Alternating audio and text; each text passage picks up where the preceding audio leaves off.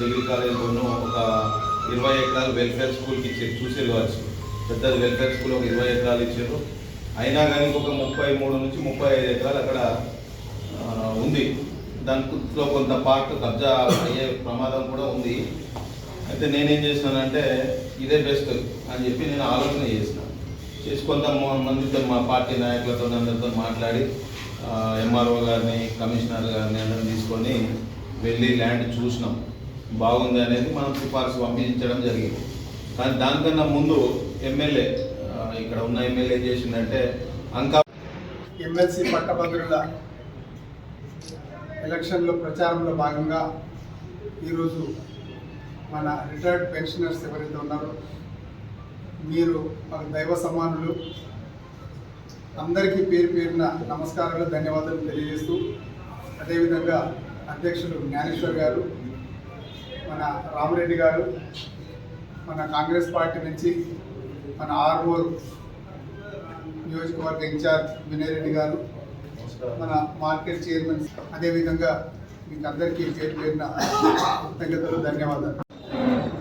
రాక్షసుడు కేసీఆర్ బయట మనం అందరం చెప్పుకోలేకపోయినా కూడా మనకు 2023 ఎలక్షన్లలో కసిగా ఓట్లేసి మమ్మల్ని గెలిపించారు. సరే, వాస్తవానికి ఈ దక్షిణ తెలంగాణలో చాలా పెద్ద సునామీ వచ్చింది. మాకున్నటువంటి ఆ కాన్స్టిట్యున్సీలలో ప్రతి ఒక్క ఎమ్మెల్యే 50,000 పైచిలకు మెజార్టీతో గెలిచాం. అక్కడ నేను 51,000 మెజార్టీతో గెలిచాను. నేను స్థానికంగా ఆ బాధ్యత, బరువు మా మీద ఉంది. అదేవిధంగా ఇప్పుడు జరుగుతున్నటువంటి ఎమ్మెల్సీ పట్టభద్రుల ఎలక్షన్స్ ఏవైతే ఉన్నాయో, మన ప్రభుత్వం అధికారంలోకి వచ్చిన సంవత్సరం లోపే నిరుద్యోగులకు 56,000 ఉద్యోగాలు ఇప్పించినటువంటి ఘనత మన కాంగ్రెస్ ప్రభుత్వం. ఇప్పుడు మీరందరూ ఉద్యోగస్తులు కాబట్టి ఏమన్నా మీకు సంబంధించిన టాపికే నేను మాట్లాడతాను. చదువుకున్న నిరుద్యోగ యువకులు గత 10 సంవత్సరాలుగా ఎటువంటి ఉద్యోగ నోటిఫికేషన్లకు నోచుకోలేని తరుణం. అదేవిధంగా ఏ ఒక్క ఎంప్లాయ్మెంట్ జనరేషన్ కానీ ఏది చేయలేదు. కేవలం అప్పుడున్నటువంటి ఎమ్మెల్యేలు రౌడీలుగా ప్రవర్తించి అప్పుడున్నటువంటి కేవలం భూ కబ్జాదారులుగా మిగిలిపోయినట్టు మీకు అందరికీ తెలిసిందే. అందుకే వీటన్నిటిని రూపుమాపాలని చెప్పేసి చాలామంది ఈసారి ఓట్లు ఇప్పించి మమ్మల్ని ప్రభుత్వంలోకి తీసుకొచ్చి ఈసారి కాంగ్రెస్ ప్రభుత్వం ఏర్పడేటట్టుగా చేసింది. గత 10 సంవత్సరాలుగా ఇన్ని ఉద్యోగ అవకాశాలు ఎవరికి రాలేదు. 2014లో కేసీఆర్ అధికారంలోకి రావడానికి ఇంటికి ఒక ఉద్యోగం ఇస్తున్నారు. వాస్తవానికి ఎంతమందికి ఉద్యోగం ఇచ్చినా మీకు అందరికీ తెలిసింది. కేవలం హోంగార్డుల స్థాయిలో, కానిస్టేబుల్ స్థాయిలోనే వాళ్ళ ఉద్యోగ అవకాశాలు ఇచ్చుకుంటూ వాళ్ళ కాపలా కుక్కలా ఉండాలని చెప్పేసి ఆ ఉద్యోగ అవకాశాలు ఇచ్చారు అప్పుడు టీఆర్ఎస్ ప్రభుత్వం. అదేవిధంగా 2008లో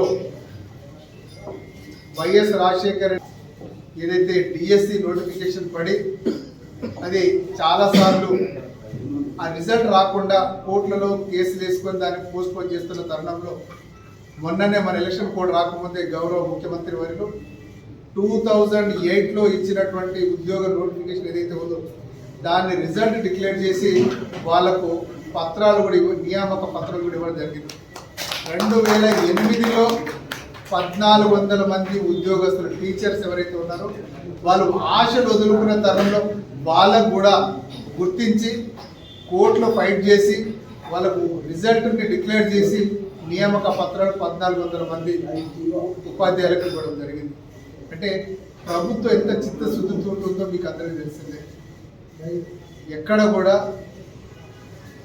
అంటే నిరుద్యోగ సమస్యను రూపుమాపాలని చెప్పేసి తీవ్రంగా కృషి చేస్తున్నటువంటి గౌరవ ముఖ్యమంత్రి వర్యులు ఇప్పుడు వాస్తవానికి ఆ ఎలక్షన్స్, పట్టభద్రుల ఎలక్షన్స్ చాలా మంది చదువుకున్న నిరుద్యోగ యువకులు ఎంతమంది అయితే ఉన్నారు వాళ్ళకు ఉద్యోగ అవకాశాలు కల్పించాలంటే సరైన ప్రభుత్వం, నిజమైన ప్రభుత్వం, ప్రజా ప్రభుత్వం మన రేవంత్ రెడ్డి గారి ప్రభుత్వం. మీరు ఉద్యోగస్తులు, రిటైర్డ్ ఉద్యోగస్తులైనా ఒక్కొక్క గురువు గారు ఒక్కరు చెప్తే 100 మంది దానికి చెల్లించి మీరు చెప్పే విధంగా వాళ్ళు వినే అవకాశం ఉంది కాబట్టి మీతోనే ఒక కార్యక్రమం ఏర్పాటు చేసి మీరు ఓటర్ మహాశయులకు చాలామంది ఉంటారు, మీ దగ్గరకు వచ్చే శిష్యులు చాలామంది ఉంటారు, వాళ్ళకు ఒక మెసేజ్ కనుక ఇవ్వగలిగితే వాస్తవానికి ప్రభుత్వం వచ్చింది.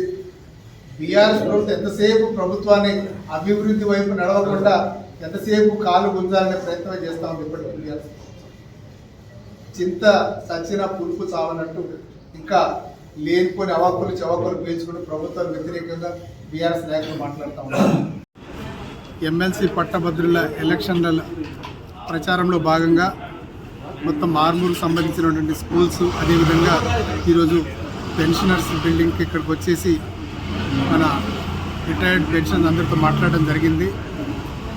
ముఖ్యంగా మన నరేందర్ రెడ్డి గారు కాంగ్రెస్ పార్టీ బలపరిచినటువంటి అభ్యర్థి, వారు ఉపాధ్యాయుడిగా కష్టపడి ఈ స్థాయికి వచ్చేసి అనేక విద్యా సంస్థలను స్థాపించి ఆల్ ఫోర్స్ అనే మొత్తం స్కూల్ బిల్డింగ్ సబ్బుకు యాజమాన్యంతో పాటుగా వారు ఈరోజు ప్రజల్లో ఎంతోమంది విద్యార్థులను తీర్చిదిద్దినటువంటి ఘనత మన నరేందర్ రెడ్డి గారిది. చాలా సౌమ్యుడు కాబట్టి మొదటి ప్రాధాన్యత ఓటు బ్యాలెట్ బాక్స్లో రెండవ పేరు, వారి పేరు పక్కన 1 అని నెంబర్ వేసి భారీ మెజార్టీతోటి కాంగ్రెస్ బలపరిచినటువంటి అభ్యర్థి మన పిసిసి అధ్యక్షులు మహేష్ కుమార్ గౌడ్ అన్న గారు బలపరిచినటువంటి వ్యక్తి, వారిని భారీ మెజార్టీతోటి గెలిపించాలని చెప్పేసి పట్టభద్రులు అదేవిధంగా చదువుకున్నటువంటి మేధావులందరికీ ఒకటి కోరుతా ఉన్నా. ఎందుకంటే కాంగ్రెస్ ప్రభుత్వం వచ్చిన తర్వాత సంవత్సరం తిరగక ముందే 56,000 మందికి ఉద్యోగ అవకాశాలు కల్పించి, అదేవిధంగా ప్రతి ఒక్క ఉద్యోగికి మొదటి తారీఖు నాడే వాళ్ళకు జీతం వచ్చేటట్టుగా, అదేవిధంగా పెన్షనర్స్ కూడా చాలా గర్వంగా మొదటి తారీఖు నాడే మాకు పెన్షన్ వస్తుందని వారు కూడా చెప్పడం నిజంగా కూడా చాలా ఆనందకరమైన విషయం. అందుకే ప్రతి ఒక్క చదువుకున్నటువంటి మేధావంతులు, విద్యావంతులు మీరందరూ ఆలోచించి ప్రభుత్వానికి వారధిగా ఉండేటటువంటి నరేందర్ రెడ్డి గారికి మొదటి ప్రాధాన్యత, ఏకైక ఓటు వారికి వేసి భారీ మెజార్టీతో గెలిపించాలని కోరుతున్నాను.